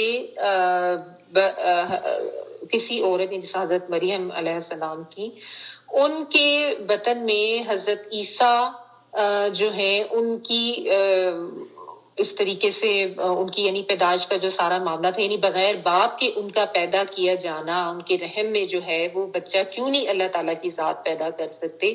تمہیں اس چیز کو ماننے کے لیے اس شرک کی طرف کیوں جانا پڑتا ہے؟ آپ کو پتہ نا کہ یہ اس طرح کا شرک کرتے تھے کہ وہ کہتے تھے کہ نعوذ باللہ ثم نعوذ باللہ، وہ جو گاڈ فادر کا ان کے ہاں جو ایک کانسیپٹ ہے نا کہ وہ اللہ تعالیٰ کو جو فادر بناتے، وہ فادر سن اینڈ میری والا جو ان کا کانسیپٹ ہے ٹرینٹی کا، وہ اس کانسیپٹ کو لیتے ہیں نا کہ وہ اللہ تعالیٰ کو باپ اور ان کو بیٹا بناتے ہیں، کہ ایسے یعنی کوئی فزیکل نہیں تھا ویسے باپ، نعوذ باللہ ثم نعوذ باللہ۔ اور آپ نوٹ کریں گے جہاں پہ بھی حضرت عیسیٰ علیہ السلام کی پیدائش جو کہ معجزاتی پیدائش تھی اس کا ذکر آتا ہے نا، تو اس میں ضرور ساتھ یہ اللہ تعالیٰ کے کلمہ کن کی بات آتی ہے، کن فیکون، ٹھیک ہے، کیونکہ حضرت عیسیٰ کی پیدائش جو ہے اللہ تعالیٰ کے کلمہ کن سے ہوئی تھی، بس اللہ تعالیٰ نے کہا ہو جا تو ان کو ہم ہو گیا، یعنی ان کو وہ حمل ٹھہر گیا۔ تو یعنی تمہیں کیوں اس چیز کو ماننے پہ اعتراض ہے کہ اس کے پیچھے تم اس شرک میں پڑ جاتے ہو کہ وہ اللہ کا بیٹا ہے؟ تمہیں مطلب اس طرح اللہ تعالیٰ کی یعنی تم قدرت کو نہیں مانتے ہو یا اس کے قادر مطلق ہونے کو نہیں مانتے ہو، تو اللہ تعالیٰ نے تو اگر وہ بدیع السماوات والارض ہے، آسمان اور زمین کو وہ پیدا کر سکتا ہے، جو کہ اتنی بڑی چیز، جو کہ جس کے لیے پہلے کوئی نمونہ کوئی مٹیریل بھی موجود نہیں تھا، اللہ نے اگر اس کو پیدا کر لیا، عدم سے وجود میں لے آئے، تو ایک انسان کو پیدا کرنا تھوڑے سے خرق عادت لحاظ سے اللہ تعالیٰ کے لیے کیا مشکل ہے؟ ٹھیک ہے؟ تو یہ بات بلکہ ان کو بھی سمجھنی چاہیے جو کہ حضرت عیسیٰ علیہ السلام کے زندہ آسمان پہ اٹھائے جانے پہ بھی نہیں مانتے اور ان کے دوبارہ واپس آنے کو بھی نہیں مانتے، کہ ان کی تو پیدائش بھی اتنی معجزاتی تھی، وہ بھی تو آخر ایک اللہ تعالیٰ کے کلمہ کن سے ہوئی تھی، تو اللہ تعالیٰ نے ان کو اٹھا بھی لیا، اور جب اللہ تعالیٰ کی مرضی ہوگی کلمہ کن ہوگا تو وہی ان کے گھر کی عادت، ان کی وہ جو دوبارہ واپس آنا اس دنیا میں، اور پھر وہ سارا معاملہ بھی ہوگا، ٹھیک ہے نا؟ تو اس میں بھی کوئی ایسے اعتراض کی ضرورت نہیں ہے۔ بہرحال اللہ تعالیٰ نے کہہ دیا کہ جب اللہ تعالیٰ کسی کام کا ارادہ کر لیتے ہیں تو کہہ دیتے ہیں کہ ہو جا، تو وہ ہو جاتی ہے، اور یہ بات قرآن پاک میں کئی جگہ پہ اور بھی وضاحت کے ساتھ بیان کی گئی ہے اللہ تعالیٰ کی قدرت کو ظاہر کرنے کے لیے، کہ اس میں ایک ایسے لوگوں کے لیے بھی ایک تسلی کی ضرورت ہے کہ جو بعض دفعہ مایوس ہو چکے ہوتے ہیں، فرض کریں کوئی دعا مانگ رہے ہیں، یا تو دعائیں مانگ مانگ کے مایوس ہو جاتے ہیں اور یہ سوچنا شروع کر دیتے ہیں کہ نہیں یہ تو نہیں پاسبل، یہ نہیں ہو سکتا، دعائیں مانگنا چھوڑ دیتے ہیں، یا دعا مانگتے ہوئے ہی کچھ ایسا سوچ رہے ہیں کہ پتہ نہیں یہ تو شاید نہیں ہو سکتا، تو اللہ تعالیٰ کی ذات کے لیے کچھ بھی ممکن نہیں ہے، ناممکن نہیں ہے، یعنی ظاہر ہے آپ جائز چیزوں کے لیے مانگیں گے، ناجائز کی تو نہیں دعا ہوگی، اور اچھی پازیٹیو اس میں آپ مانگیں گے، لیکن یہ مانگتے ہوئے یاد رکھیں کہ اللہ تعالیٰ کو اسباب و وسائل کی ضرورت نہیں ہے، یہ اسباب اور وسائل انسانوں کے لیے ہیں، تو ہمیں وہ چیز جو ہے ہونی ناممکن نظر آ رہی ہوتی ہے کیونکہ ہماری لمیٹیشنز ہے نا، ہمیں لگ رہا تھا نہیں یہ تو نہیں ہو سکتا، پتہ نہیں اللہ تعالیٰ سے یہ مانگوں یا نہ مانگوں، شاید یہ تو نہیں ہو سکتا، یہ نہیں سوچنا۔ اللہ تعالیٰ تو جب کسی معاملے کا فیصلہ کر دے، وَإِذَا قَضَىٰ أَمْرًا فَإِنَّمَا يَقُولُ لَهُ كُن فَيَكُونُ، تو بس اللہ تعالیٰ نے کن کہنا ہے وہ ہو جانا ہے۔ تو اپنی دعائیں مانگتے ہوئے بھی یہ یقین رکھیں کہ اللہ کے لیے کچھ ناممکن نہیں ہے، ہاں اگر آپ کے لیے وہ چیز بہتر ہوگی اللہ تعالیٰ آپ کو ضرور دے دیں گے، دعا ضرور مانگے، اور مانگتے ہوئے مایوس بھی نہ ہو جائیں، اس کے اوپر بھی میں کافی ڈیٹیل میں ڈسکس کر چکی ہوں۔ تو بہرحال یہ یاد رکھیں کہ انسانوں کو اسباب اور وسائل کی ضرورت ہوتی ہے، اللہ تعالیٰ کو اسباب و وسائل کی ضرورت نہیں ہوتی، یہ بات ان کو بھی بتائی جا رہی ہے جو کہ اللہ تعالیٰ کا بیٹا قرار دیتے، اور یہ تمام لوگوں کے لیے کہ اللہ تعالیٰ نے فیصلہ کرنا ہے، اس نے کہنا ہے کن فیکون، ٹھیک ہے؟ تو یہ بات یاد رکھیں نا، تو انسان کو بڑی تسلی ملتی، کیونکہ اکثر یہ ہوتا ہے انسان کے ساتھ، ذرا شیطان بھی ہوتا ہے مایوسی کی طرف لے کے جاتا ہے، تو بعض لوگ اتنے مایوس ہو جاتے ہیں کہ وہ جس طرح ہوتا ہے نا، وہ اللہ تعالیٰ سے بھی بدگمانی والا معاملہ، اور پھر بہت زیادہ ڈپریشن والا معاملہ کہ نہیں ہو سکتا، ہمارے تو یہ حالات، ہمارے تو وہ حالات، تو کبھی بھی مایوس نہیں ہونا، ٹھیک ہے؟ اور کبھی بھی یہ سب بدگمانی کی طرف بھی نہیں جانا، بے صبرا بھی نہیں ہونا، ٹھیک ہے؟ اگر کچھ آزمائش ہے تو کچھ آزمائشیں لمبی بھی ہو جاتی ہیں، تو اس میں بھی کوئی اس طرح بدگمان ہونے کی ضرورت نہیں ہے، دعا مانگتے رہیں اپنی جو، اور اللہ تعالیٰ کی قدرت سے کبھی یہ نہ سوچیں۔ بعض دفعہ لوگ دعا کرتے ہوئے کہتے ہیں اچھا اللہ تعالیٰ پتہ نہیں یہ آپ کر سکتے ہیں تو کر دیں، اللہ تعالیٰ آپ کر سکتے ہیں تو کر دے گی، کیا بات ہے بھی، اللہ تعالیٰ نہیں کر سکتے تو اور کون کر سکتے ہیں؟ تو دعا مانگتے ہوئے بھی نا اپنے الفاظ پہ غور کیا کریں کہ ہم کس سے مانگ رہے ہیں، اللہ تعالیٰ کی ذات سے مانگ رہے ہیں، اس سے اس کی شان کے مطابق مانگے، یہ مت سوچیں کہ اچھا آپ یہ کر سکتے ہیں تو کرتے ہیں، اللہ تعالیٰ تو کر سکتے ہیں، یہ یاد رکھیں کہ ہماری لمیٹیشنز ہیں، ہمیں اسباب و وسائل چاہیے ہوتے ہیں، اللہ تعالیٰ کو نہیں چاہیے ہوتے، وہ کچھ بھی کر سکتے ہیں، ٹھیک ہے؟ اچھا، تو یہ ان کو سمجھایا گیا۔ وقال الذین لا يعلمون لولا يكلمنا الله او تأتينا آیۃ كذلك قال الذین من قبلهم مثل قولهم تشابهت قلوبهم قد بينا الآیات لقوم یوقنون۔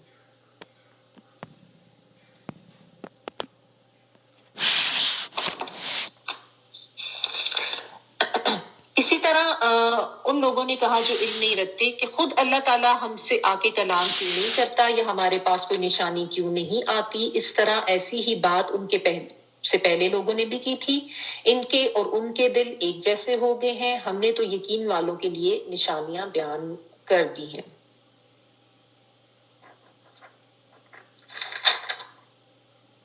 وَقَالَ اور کہا اللہ زینا ان لوگوں نے لا نہیں یعلمون وہ علم رکھتے, یہ وہ کے معنوں میں لو کیوں نہ نہیں, لولا کیوں نہیں, یکلمنا وہ کلام کرتا ہم سے, کون؟ اللہ تعالیٰ. یہ وہ کے معنوں میں ہے, کاف لام میم کلام کرنا, نہ ہم سے, ٹھیک ہے, نہ ہم کے لیے آتا ہے اللہ تعالیٰ, یعنی اللہ تعالیٰ ہم سے کیوں کلام نہیں کرتا. او یا دوسرا کیا کہتے ہیں, تأتینا آتی ہمارے پاس, ہم الف تا یا والا ہی روٹ ورڈ ہے, حمزہ تا یا نون الف نا ہم کے لیے آ رہا ہے. شروع میں جو ہے وہ مونس کے لیے آ رہی ہے, وہ تم والی نہیں آتا ان والی, کیونکہ آگے آیت کا ذکر ہے نا.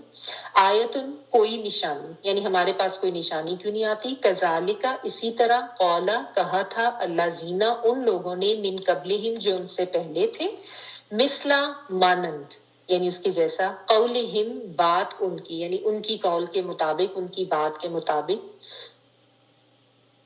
تشابہت یہ شین با ہا والا, یعنی اس طرح کہتے ہیں نا متشابہ یا ملتے جلتے, تو باہم ملتے جلتے ہیں, قلوبہم دل ان کے, ٹھیک ہے. تشابہت یہ اس میں جو الف نظر آ رہا ہے نا, یہ باہم کے لیے آ رہا ہے. تشابہت باہم ملتے جلتے ہیں, یہ باب کی تا ہے شروع میں, پھر اینڈ پہ جو ہے وہ مونس کی طرح کی تا ہے. قلوبہم دل ان کے, قلب کی جمع. قد تحقیق بین الآیاتی, بینا جو ہے بین اور نا سے مل کے بنتا ہے. بین کا مطلب ہوتا ہے واضح کرنا, اور نون الف نا ہم کے لیے, تو روٹ با یا نون ہے, اور دوسرا نون جو ہے وہ نون الف نا کا ہے. تو بینا بیان کر دی ہم نے, یا واضح کر دی ہم نے, الآیات آیات یا نشانیاں, لی قوم لیے قوم کے, کون سی قوم؟ یوقنون جو یقین رکھتی ہے یا جو یقین کرنا چاہتی ہے. یا قاف اور نون, شروع میں یہ جو ہے وہ کے معنوں میں ہے, روٹ ورڈ یہ قاف نون ہے, اور اینڈ کا واو نون جو ہے وہ پلورل کے لیے آ رہا ہے.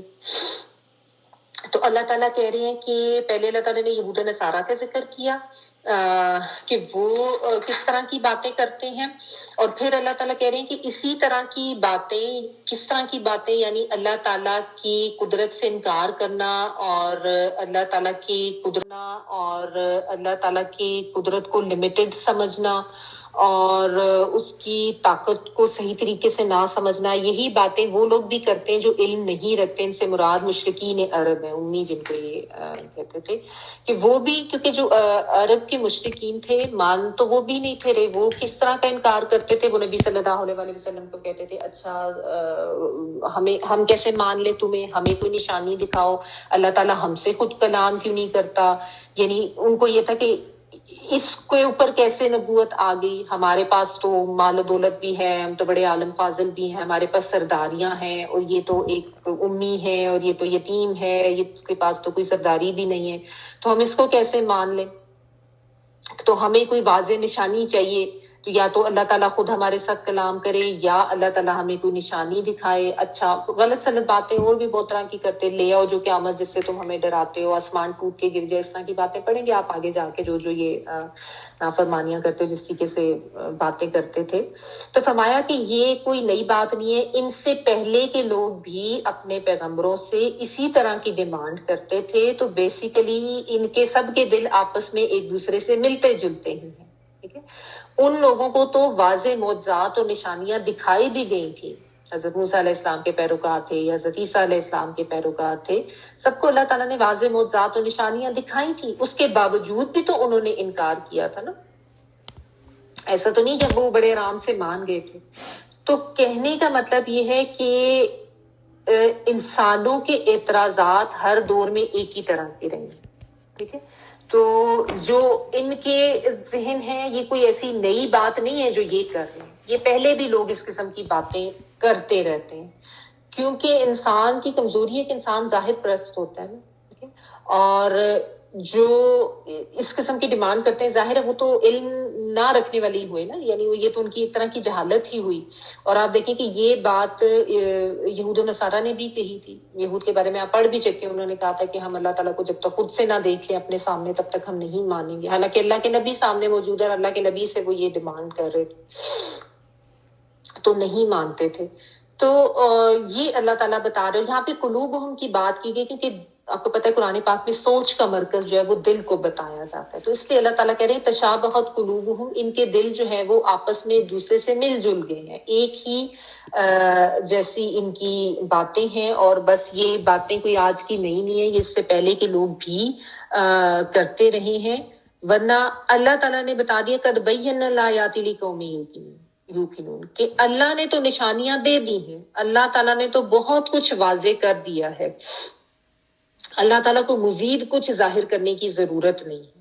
کیا کیا ظاہر کر دیا آپ دیکھیں. نبی صلی اللہ علیہ وآلہ وسلم کا امی ہونے کے باوجود اتنا عاجز کر دینے والا کلام پڑھ کے سنانا، کیا یہ کسی معجزے سے کم ہے؟ جس نے واقعی ان کو عاجز کر دیا تھا، جس کے بارے میں چاہ کے بھی بار بار چیلنج دیے جانے کے باوجود بھی یہ اس جیسی کوئی ایک آیت بھی نہیں بنا سکے تھے، اور جس کو سن کے کلام کو اتنا متاثر ہوتے تھے. تو اس انسان کے نبی ہونے پہ تمہیں کیا شک ہے کہ وہ تو امی ہے اور اس طرح کا کلام پڑھ کے سنا رہا ہے. تو اس سے تو پتہ چلتا ہے اللہ تعالیٰ کی مدد اس کے ساتھ اور اللہ تعالیٰ کی طرف سے وحی اس کے اوپر آ رہی ہے. اور یہ وہ شخص ہے جس کے لیے صادق اور امین کا لقب بھی تم نے دیا ہوا تھا، تو اس کو کیسے تم نے یعنی جھوٹا قرار دے دیا. پھر قرآن پاک کا اتنا بے مثال ہونا، اتنا عاجز کلام کر دینے والا کلام ہونا. نبی صلی اللہ علیہ وآلہ وسلم کا معراج کا واقعہ بھی تھا، اس کا بھی انہوں نے انکار کیا. شق قمر کا واقعہ تھا، اس کا بھی انہوں نے انکار کیا.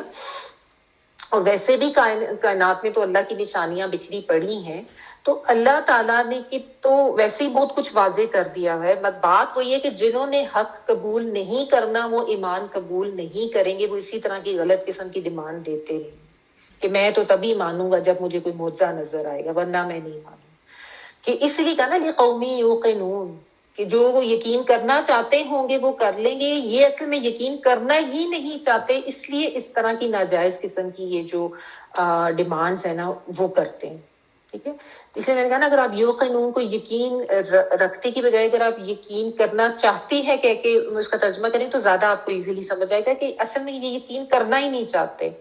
ان کی اپنی جو خواہشات ہیں اور جو اپنا نفس ہے وہ اتنا آڑے آتا ہے، یہ اس کو نہیں چھوڑ سکتے، یہ دنیا کو نہیں چھوڑ سکتے، یہ اس لیے اس کے اوپر یقین نہیں رکھتے کہ ان کے اپنے بہت سے مفادات اس کے ساتھ وابستہ ہیں. تو بات یہ ہے کہ انہوں نے جو دنیا کے لحاظ سے جو خود ساختہ معیار انہوں نے قائم کر لیے تھے نا، انہی معیار پہ وہ انبیاء کو بھی پرکھتے تھے. ٹھیک ہے، یعنی دنیاوی ظاہری چیزوں پہ جاتے تھے نا یہ تو، کیونکہ جو مادہ پرست انسان ہوتا ہے نا اس کا یہی معاملہ ہوتا ہے کہ وہ ظاہریت پر دنیاوی چیزوں پر جاتے ہیں. کسی کے پاس دنیا کتنی ہے، عام معاملات میں دیکھیں لوگ یہی دیکھ کے امپریس ہوتے ہیں نا، کسی کے پاس کتنا مال و دولت ہے، پیسہ کتنا ہے، اس کا سٹیٹس کیا ہے، گاڑی کیسی ہے، گھر کیسا ہے، یہ چیزیں جو ہے ان کے نزدیک انسان کو بڑا یا چھوٹا بناتی ہیں. دنیا کی رونقیں کتنی ہیں، جس کے پاس یہ زیادہ ہوں گی اس کو بہت بڑا سمجھیں گے، اس کو بہت کامیاب سمجھیں گے، اس سے مرعوب بھی ہوتے رہیں گے، پریس ہوتے رہیں گے. جس کے پاس یہ چیزیں نہیں ہوں گی اس کو بہت معمولی سمجھیں گے، حقیر سمجھیں گے. ٹھیک ہے، تو یہ لوگ جو تھے اللہ تعالیٰ کے پیغمبروں میں بھی اسی طرح کی خاصیتیں ڈھونڈتے تھے. ٹھیک ہے، تو یہ بات اللہ تعالیٰ کہہ رہی ہے کہ یہ اصل میں آج کے ان لوگوں کی صرف سوچ نہیں ہے، یعنی جس وقت یہ آیات نازل ہو رہی ہے ان سے پہلے بھی لوگوں کی یہی سوچ تھی، اور آج کے دور میں بھی اگر اس کو دیکھا جائے تو ذرا انبیاء کے آنے کا سلسلہ تو ختم ہو گیا، لیکن لوگوں کی وہ جو ایک سوچ ہے نا کہ جس کے پاس یہ دنیا ہوگی اور ظاہری لحاظ سے جو اتنا ویل سیٹلڈ اور یعنی آپ کہہ لیں کہ جس کے پاس ویلتھ ہوگی، مال و دولت، یہ اس کی ہر چیز صحیح لگے گی اور کہیں گے کہ بس یہ صحیح ہے، یہ ٹھیک ہے، یہ جو کر رہا ہے وہ حق ہی ہے، چاہے وہ غلط کر رہا ہو، چاہے وہ حرام کما رہا ہو، چاہے وہ کتنی زندگی کے غلط طریقوں پر چل رہا ہو، لیکن جس کے پاس یہ دنیاوی چیزیں یا ظاہریت ہے وہ چیز لوگوں کو حق ہی لگتی ہے. کہ ایسا ہوتا ہے نا لوگوں کے ساتھ معاملہ. تو یہاں پہ اللہ تعالیٰ یہ بتا رہی ہے کہ تم ان لوگوں نے یہی کانسیپٹ انبیاء کے ساتھ بھی رکھ لیے تھے, تو اللہ تعالیٰ کو کوئی ضرورت نہیں ہے مزید کوئی نشانیاں بھیجنے کی. جس نے ایمان لانا ہے وہ اس نبی پہ ہی ایمان لائے اور اس قرآن پاک پر ہی ایمان لائے. یہ خود ہی بہت بڑے معجزے ہیں اگر دیکھا جائے تو, یہ اپنی سچائی کا خود ثبوت ہے. اللہ تعالیٰ نے جو ہے نبی صلی اللہ علیہ وسلم کو جس حق کے ساتھ اس کلام کے ساتھ بھیجا ہے وہ خود ہی اپنے لیے کتنا بڑا ثبوت ہے, اتنا عاجز کر دینے والا کلام ہے. آگے اللہ تعالیٰ یہ بیان کر رہے ہیں انا ارسلناک بالحق بشیرا ونذیرا ولا تسأل عن اصحاب الجحیم. بے شک ہم نے آپ کو حق کے ساتھ خوشخبری دینے والا اور ڈرانے والا بنا کر بھیجا ہے اور جہنمیوں کے بارے میں آپ سے پوچھ نہیں ہوگی. انا اور نا سے مل کر بنا ہے, اس کے اوپر تشدید آ جاتی ہے نا, دو نون ہو جاتے ہیں. تو انا پہلے والا جو ہے وہ بے شک, اور نا ہم نے, بے شک ہم نے ارسلنا کا, ارسال کرنا بھیجنا, را سین لام رسول بھی اسی سے ہی ہے, نون الف نا ہم کے لیے آ رہا ہے, اور کا سے مراد آپ صلی اللہ علیہ وسلم کی ذات ہے. تو بے شک ہم نے بھیجا, ہم نے آپ کو یعنی نبی صلی اللہ علیہ وسلم کو, بالحق ساتھ حق کے, حق قاف کاف, بشیرن بشارت دینے والا, خوشخبری دینے والا, ٹھیک ہے, باشین اور را, ونذیرن اور خبردار کرنے والا, بیسیکلی نون زال اور را. انذار و تبشیر کا ورڈ آپ نے سنا ہوگا, اردو میں بھی یوز ہوتا ہے نا, تو خبردار کرنے والا, اور اس کا مطلب ڈرانے والا بھی ہوتا ہے, دونوں ہی مطلب ہوتے ہیں اس کے. ولا اور نہیں, تسألو تم پوچھے جاؤ گے یا تم سے سوال کیا جائے گا, روٹ وہی ہے سین الف لام سین حمزہ لام, لیکن تسألو تم پوچھے جاؤ گے کن کے بارے میں, ان بارے میں آتا ہے, ٹھیک ہے. اصحاب الجحیم, اصحاب صاحب کی جمع ہے ساتھی, اور جحیم جو ہے جہنم کے, یعنی جو جہنمی لوگ ہیں جہنم میں جانے والے ہیں ان کے بارے میں تم سے سوال نہیں ہوگا. اور تسألو میں تے جو ہے تم والا, اور اس سے مراد نبی صلی اللہ علیہ وسلم کی ذات ہے. اور جحیم جو ہے اس کا روٹ پر جا ہا اور میم, یعنی جیم ہا اور میم, جو کہ تیز نگاہوں سے گھورنا, میں نے آپ کو شاید پہلے بھی بتایا تھا کہ شیر کے گھورنے کے لیے بھی یہ لفظ آتا ہے جہم کا جو ہے, ٹھیک ہے, اور یہ آگ کے تیز بھڑکنے کے لیے بھی آتا ہے, تو اس سے مراد دوزخ ہے, جہنم. تو اللہ تعالیٰ نے جو ہے وہ یہاں پہ یہ بتا دیا کہ ایک نبی صلی اللہ علیہ وسلم کو اللہ تعالیٰ مخاطب کرتے ہوئے ان کو یہ تلقین کر رہے ہیں کہ یہ نہیں مانتے ہیں, یہ معجزہ وغیرہ کی ڈیمانڈ کرتے ہیں, تو ان کو کرنے دیں. آپ کو اس کے بارے میں کوئی پریشانی کرنے کی ضرورت نہیں ہے کہ واقعی شاید کوئی ان کی ڈیمانڈ کے مطابق معجزہ آ جائے تو یہ مان جائیں گے, کیونکہ یہ ماننے والے نہیں. اس سے پہلے بھی لوگ اس طرح کی باتیں کرتے رہے, معجزہ دکھانے کے باوجود بھی وہ لوگ نہیں مانتے تھے. ہم نے آپ کو جو ہے وہ حق کے ساتھ ہی بھیجا ہے, اور یہ خود بذات خود ایک بہت بڑی نشانی ہے. یعنی حق یا سچائی جو ہے اس کی قیمت تو دنیا کی ہر چیز سے زیادہ ہے نا. تو اللہ تعالیٰ کا جو کلام لے کے نبی صلی اللہ علیہ وسلم آئے ہیں وہ اتنا حق پر مبنی کلام ہے, اتنا سچا کلام ہے کہ اس سے آگے کسی اور چیز کی گنجائش ہی باقی نہیں رہ جاتی. یہ خود ہی سب سے بڑا معجزہ ہے.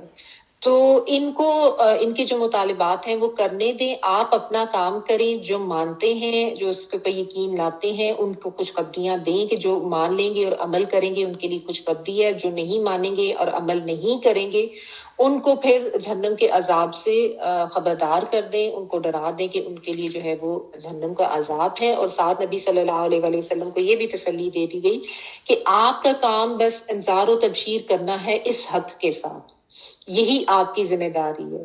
اگر یہ نہیں مانتے ہیں تو ان کے نہ ماننے کا وبال آپ صلی اللہ علیہ وسلم کے اوپر نہیں ہوگا, یا آپ سے یہ پوچھنی ہوگی کہ یہ انہوں نے کیوں نہیں مانا. کیوں؟ کیونکہ آپ صلی اللہ علیہ وسلم کا کام جو ہے وہ صرف اللہ تعالیٰ کے کلام کو یا اللہ تعالیٰ کی بات کو, اس کے دین کو آگے پہنچا دینا ہے.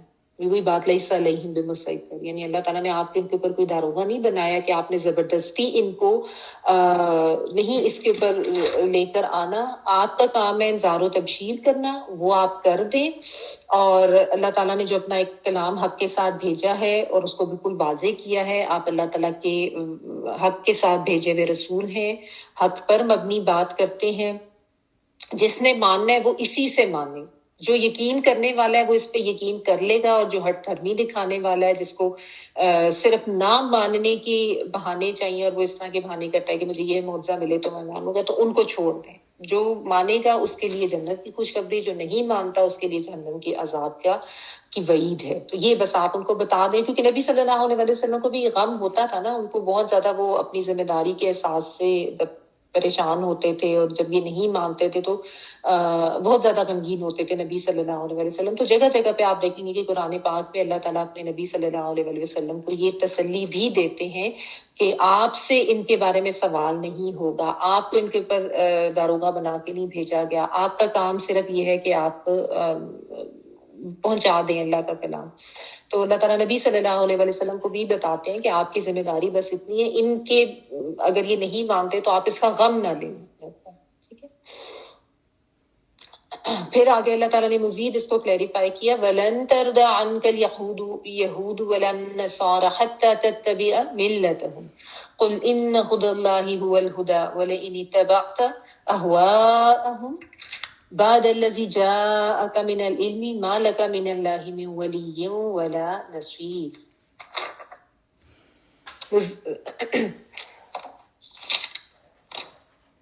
سوری، یہاں پہ ہے یہ، آپ سے یہود و نصارہ ہرگز راضی نہیں ہوں گے جب تک کہ آپ ان کے مذہب کے تابع نہ بن جائیں. آپ کہہ دیجئے کہ اللہ کی ہدایت ہی اصل ہدایت ہے، اور اگر آپ نے باوجود اپنے پاس علم آ جانے کے پھر ان کی خواہشات کی پیروی کی تو اللہ کے پاس آپ کا نہ تو کوئی ولی، آپ کے لیے کوئی ولی ہوگا، نہ کوئی مددگار. ولن، اور ہرگز نہیں، تردا، وہ راضی ہوں گے. را دادیا والا ہی روٹ ورڈ ہے، تو یہ جو ہے اس میں وہ تم والا نہیں ہے. تردا، راضی ہوں گے، ان کا، آپ سے، الیہود، یہود، ولا، اور نہ، النصارہ، نصارہ، حتیٰ، یہاں تک کہ تتبع، آپ پیروی کریں، آپ اتباع کریں. شروع میں تیاتین والا، پھر تابع عین روٹ کا ہے. ملتہم، مین لام لام، ملت سے مراد یعنی کوئی خاص طریقہ. ٹھیک ہے. قل، کہہ دیجئے، ان، بے شک، ہدی اللہ، ہدایت اللہ کی، هو الہدا، وہی اصل ہدایت ہے. الہدا خاص ہو جاتا ہے، ال جب لگ جاتا ہے نا کسی چیز کو خاص کرنے کے لیے، کہ وہی خاص ہدایت ہے، اصل ہدایت ہے. وَلَئِنِ اتَّبَعْتَ، اور لام زبر لا البتہ کے لیے ہے، ان اگر کے لیے ہے، اور البتہ اگر، اتبعت، پیروی کی تم نے، اینڈ پہ تے جو ہے وہ تم کے لیے آ رہا ہے، تبع پیروی کرنا، اتباع کیا تم نے، اہواءہم، ان کی خواہشات کی، ہا واو اور یہ خواہش کے لیے آتا ہے نا، اور یہ اوپر سے نیچے گرنے کے لیے آتا ہے. ہوا کا ورڈ بھی اسی سے ہی ہے. اہواءہم، ان کی خواہشات کی، بعد الذی، اس کے جو، جاءکا، آ گیا تمہارے پاس، جیم یا حمزہ، من العلم، علم میں سے، ما، نہیں، لکا، لیے تمہارے، من اللہ، اللہ سے. اللہ سے مراد یہ ہے، آگے بریکٹ میں آپ لکھیں اللہ سے بچانے والا. من ولی، کوئی ولی، کوئی دوست، ولا، اور نہ، نصیر، کوئی مددگار. نصرت مدد کے لیے آتا ہے، نون صاد اور را. یہ بھی آپ دیکھ لیں کہ بہت بڑی بات یہاں پہ اللہ تعالیٰ کہہ رہے ہیں. ایک تو اللہ تعالیٰ اس چیز کو مزید کلیریفائی کر رہے ہیں کہ اے نبی صلی اللہ علیہ وسلم، کہ آپ یہ نہ سمجھیں کہ یہ معجزہ اس لیے نہیں مانگ رہے ہیں کہ بھئی یہ ماننا چاہتے ہیں. یہ تو کبھی بھی راضی نہیں ہوں گے، یہ تو تب تک راضی نہیں ہوں گے جب تک کہ آپ ان کے طریقوں کی پیروی نہ کرتے شروع ہو جائیں، ان کے ملت کی پیروی نہ کرنا شروع کر دیں. یہاں پہ ملت سے مراد وہ دین نہیں ہے جو ان کی کتابوں میں تھا، مطلب جو دین ان کو دیا گیا تھا وہ تو اللہ کی طرف سے تھا. اس میں تو وہ ساری خرافات جو اب انہوں نے اپنا لی ہیں نا، وہ خود ساختہ تبدیلیاں جو انہوں نے کری ہیں، وہ ساری بھی اس میں آ جاتی ہیں کہ یہ چاہتے ہیں کہ آپ اس کو مان لیں. یعنی معجزہ نہ ہونا اصل وجہ نہیں ہے، اصل وجہ تو ان کی اپنی خواہشات ہیں جن کی وجہ سے یہ نہیں مان رہے ہیں. تو ان میں جو ضد ہے، جو ان کو تعصب ہے، جو ان کو حسد ہے، وہ چیزیں ہیں، یہ کبھی بھی نہیں مانیں گے آپ کی بات کو، اور یہ تو بلکہ آپ کو راہ حق سے ہٹانے کے در پہ ہیں، ٹھیک ہے؟ اور جب تک آپ ان کی باتیں نہ مان لیں یا آپ ان کے کہنے پہ نہ چلنا شروع کر دیں، یہ تب تک آپ سے راضی نہیں ہوں گے۔ تو اللہ تعالیٰ نے بتا دیا کہ اصل ہدایت تو وہی ہے جو الہدا ہے، جو کہ اللہ کی طرف سے ہدایت دے دی گئی، یعنی یہ قرآن پاک جو ہے یہ اصل ہدایت ہے، ٹھیک ہے؟ اگر کسی نے ہدایت پانا ہے تو اسی نبی کو ماننا ہے اب، اور اسی کتاب کو ماننا ہے، اور اسی پر چل کے جو ہے اس کی آخرت کی کامیابی کی ضمانت دی جا سکتی ہے، ورنہ اپنی خواہشات اور اپنی احوا جو یا اپنی ایمانی جو ہے ان پہ چل کے انسان جو ہے وہ اپنے لیے کامیابی نہ ایکسپیکٹ کرے، ٹھیک ہے؟ اللہ تعالیٰ نے ہر دور میں جو انبیاء بھیجے اور اپنے جو احکامات بھیجے وہ ہر دور کی الہدا تھی، لوگوں نے ان کو اپنے اپنے مطابق تبدیل کر دیا گیا تو پھر وہ الہدا تو نہیں رہے گی۔ آج یہ قرآن پاک جو کہ جس کو تبدیل بھی نہیں کیا جا سکتا، جس کی حفاظت کا ذمہ اللہ تعالیٰ کی طرف ہے، یہ اصل الہدا ہے، ٹھیک ہے؟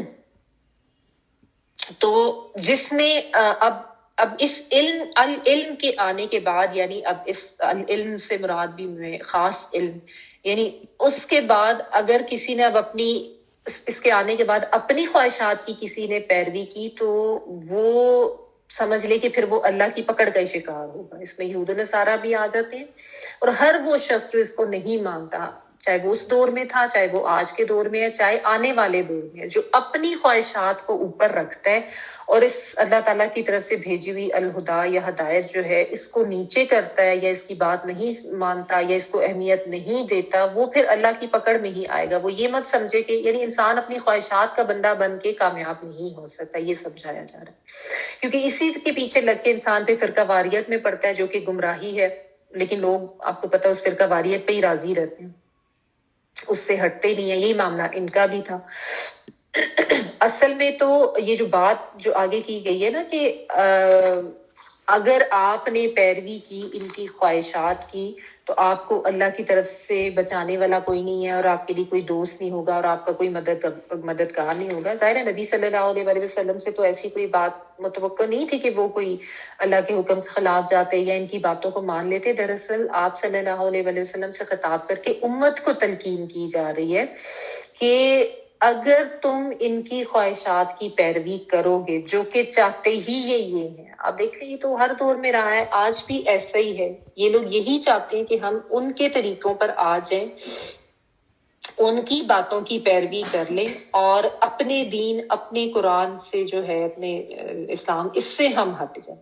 تو اللہ تعالیٰ نے کہہ دیا جو یہ اگر آپ سوچیں کہ کن کو کہا جا رہا ہے، یہ نبی صلی اللہ علیہ وسلم کو اللہ تعالیٰ نے کتنی سخت بات کہہ دی، وَلَئِنِ اتَّبَعْتَ أَهْوَاءَهُمْ بَعْدَ الَّذِي جَاءَكَ مِنَ الْعِلْمِ مَا لَكَ مِنَ اللَّهِ مِنْ وَلِيٍّ وَلَا نَصِيرٍ، کہ العلم تو تمہارے پاس آ گیا ہے، الہدا تمہارے پاس آ گئی، یعنی اصل ہدایت، اصل علم۔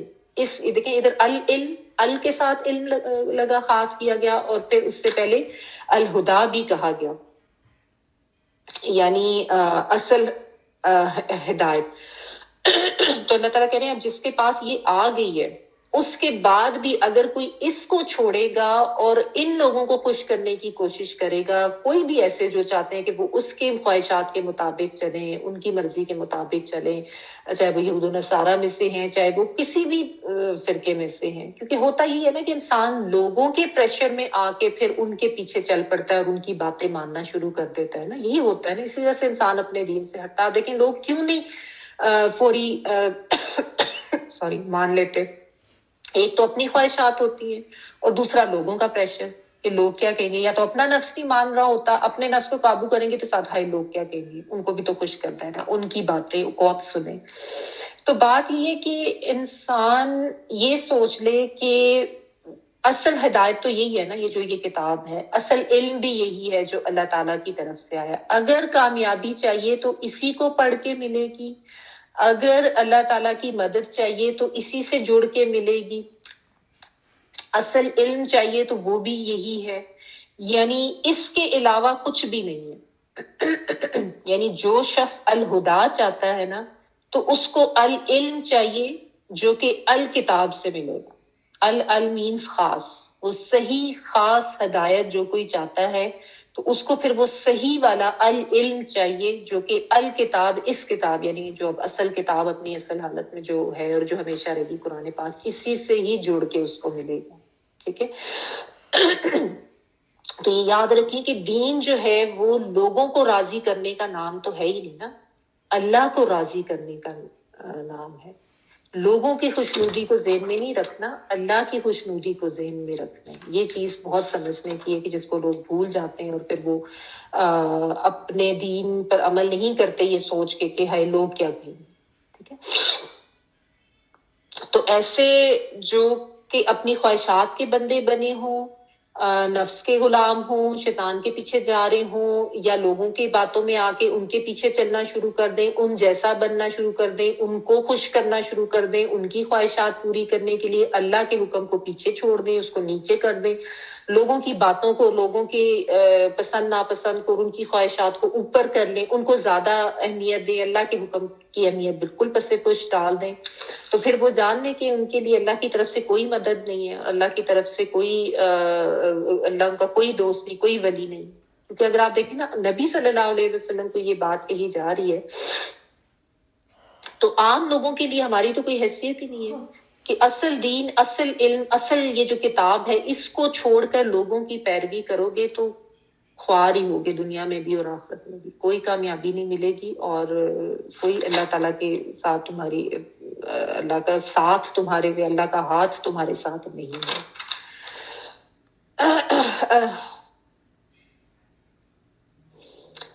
میں چاہ تو رہی تھی رکوع کمپلیٹ ہو جائے، لیکن اگلی آئے بہت زیادہ ڈیٹیل طلب ہے اور وہ پھر اس کا حق ادا نہیں ہوگا. چلے کوئی بات نہیں، ہم نے اچھی طرح سے کرنا ہے، سمجھ کے اس کو انشاءاللہ تعالیٰ ہم نیکسٹ ویک کریں گے کیونکہ ڈیٹیل طلب آیا تھا. ابھی ہم اس کو اتنا ہی رکھتے ہیں. تلاوت سن لیتے ہیں یہاں تک، آیت نمبر 120 تک 115 سے. جی. وَلِلَّهِ الْمَشْرِقُ وَالْمَغْرِبُ فَأَيْنَمَا تُوَلُّوا فَثَمَّ وَجْهُ اللَّهِ إِنَّ اللَّهَ وَاسِعٌ عَلِيمٌ. وَقَالُوا اتَّخَذَ اللَّهُ وَلَدًا سُبْحَانَهُ بَل لَّهُ مَا فِي السَّمَاوَاتِ وَالْأَرْضِ كُلٌّ لَّهُ قَانِتُونَ. بديع السماوات والأرض وإذا قضى أمرا فإنما يقول له كن فيكون. وقال الذين لا يعلمون لولا يكلمنا الله أو تأتينا آية كذلك قال الذين من قبلهم مثل قولهم تشابهت قلوبهم قد بينا الآيات لقوم يوقنون. إنا أرسلناك بالحق بشيرا ونذيرا ولا تسأل عن أصحاب الجحيم. ولن ترضى عنك اليهود ولا النصارى حتى تتبع ملتهم قل إن هدى الله هو الهدى ولئن اتبعت أهواءهم بعد الذي جاءك من العلم ما لك من الله من ولي ولا نصير. سبحانك اللهم وبحمدك نشهد أن لا إله إلا أنت نستغفرك ونتوب إليك. سبحان ربك رب العزة عما يصفون وسلام على المرسلين والحمد لله رب العالمين. بارك الله لي ولكم في القرآن العظيم ونفعني وإياكم بالآيات والذكر الحكيم. دعا کر لیجیے.